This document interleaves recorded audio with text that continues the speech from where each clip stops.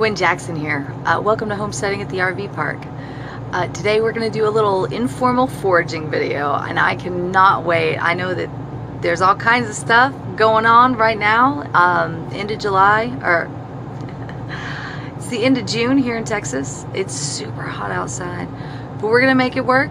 It's always worth the effort. I know I saw some wild grapes that are definitely ready, and I got a bunch of other stuff to check on. So I'm going to show you what I'm looking at, and hope you don't steal my produce. So these are the things that I take when I go foraging, okay? I take my picking bucket. This is my favorite bucket. It's just the right size. I bring a couple extra of these little grocery bags. They're pretty useful. I can, if I don't want berries in with the lettuce, they're amazing. I like to take a shovel. Sometimes I find plants that I want to dig up and bring home out in the wild, native flowers and whatnot. Maybe some herbs. I also have a knife for cutting anything that might be tough, hard to cut. And then I've got my bug stuff, because you know you're going to get into that, guaranteed, in this mess. I just got out here and there's a heron. I don't know if you guys can make him out. One of the best parts about being out in the woods foraging. Now if you follow this little guy, he may even show you where some food is at. Alright guys, this is a pear tree in the park where I'm staying. I'm keeping an eye on this guy. They're getting close. There's some already laying on the ground.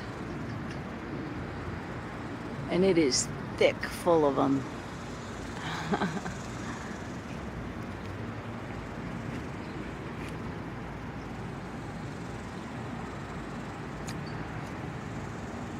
Still too hard. Let them get a little sweeter. So I asked if I could take these pears, and was told yes, of course. I don't think anybody's ever said no. I've knocked on some doors, not afraid to do that, in random neighborhoods where I'm biking around or walking, and I see a fruit-laden tree. I'm gonna knock on the door and ask, "Are you gonna eat that?" Because I'll can it, and you know, if I just offer them maybe a can or two, that's usually enough to get some compliance and say, yeah, do all the work for me. Crop sharing. Try it out, it works. Hey guys, middle of the day here in Texas. I just biked a couple miles. I'm up here at the community garden at the church that I go to. We're surrounded here by pasture and wildlife reserve, so it's a really good place to forage, and I'm really happy that I found it. There's not a lot of foot traffic here like I might find in some of the city or state parks, which there are also a ton of around here. You're in an RV park, you're surrounded by nature, even in the city. So look around, see what you can do, you know, see what you can find. Walking and biking all over the place really helps me find a lot of stuff. I'm surrounded by what used to be an old pecan farm. So the neighborhoods here in a few months are going to be littered with free food. Pecan pies on the way. But first I'm going to go over a weed or two that's around that's totally edible and quite delicious. This is lamb's quarter. Quite delicious, easy to spot by these little shape of the leaves. All right, this is like a spinach. You can use it in cooking, except there's a ton more nutrients, and not just because this thing is growing in the wild. All right, the taste is a little more bitter. I'd say it's somewhere between arugula and spinach. Very delicious in a soup or a salad.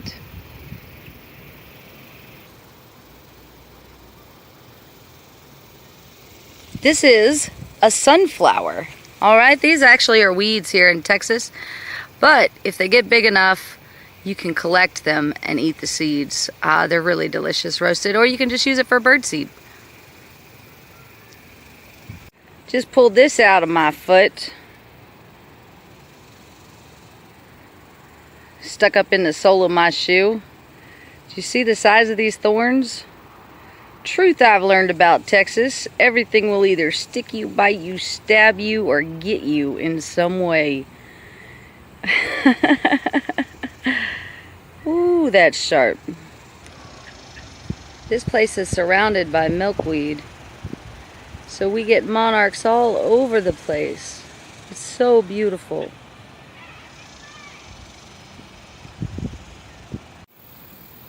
This is a mesquite tree, which you can use for smoking.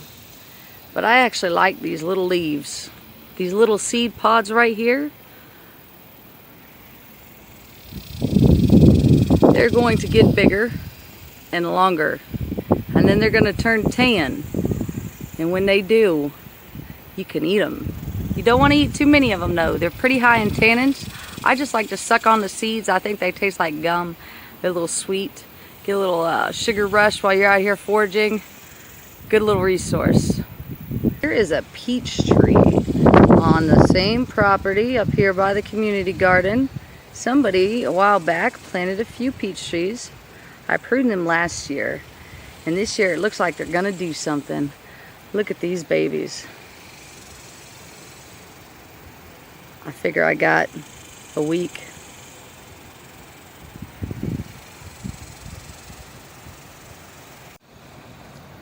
Check out this cool little bird nest. It's pretty a deep one, really. Must be a pretty big sized bird. I'm gonna use my phone to peek in it. We'll see if there's anything in there.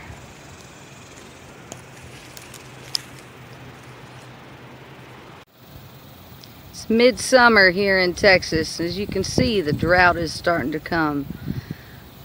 It just rained this morning though, so I bet we're going to get some beautiful wildflower bloomage in the next 3 days. I found the greatest treasure of all. Why do I love foraging? Just lucky, I guess. Miss Kate, this one is for you, as promised. Well guys, here's the mother lode.